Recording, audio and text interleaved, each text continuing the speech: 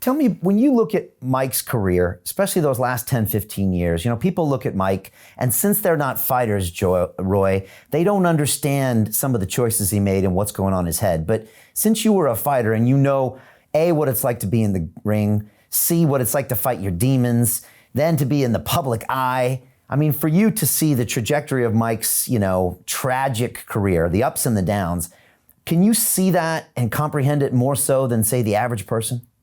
Yes, I can, because actually it was not really a tragic career. There was some tragedies that occurred in his career, but it wasn't tragic. And he's actually turned it around and made it even more phenomenal at the end, because now he's doing things that he loves to do. He's making money doing the things that he loves to do. So he turned his life completely around again. So to me, in the end, he's still a success story.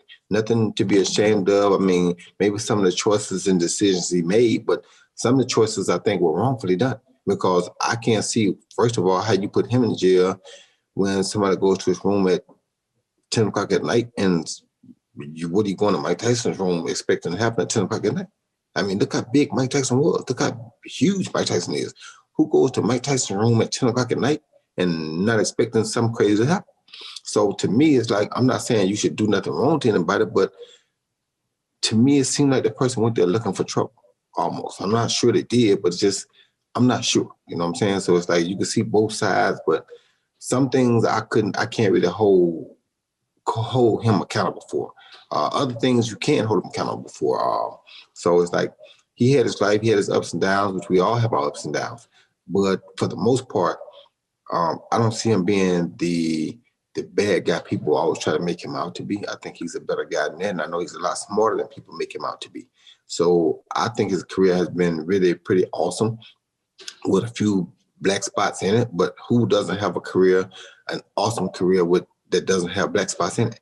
Even the ones that are not seen, they're there, so we just don't see them all. So everybody has these black spots, dark spots. Just some are negated differently by the public or by the media, and some are not. He is just so happen to all be out in the media.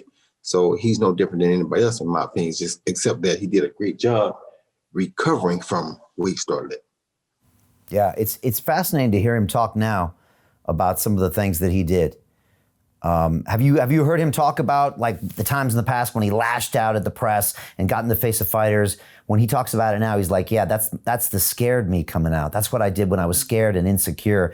But most of us don't understand that mentality of a fighter, because we just think he's just being a bad, scary man, but would never understand that maybe he was actually in fear himself.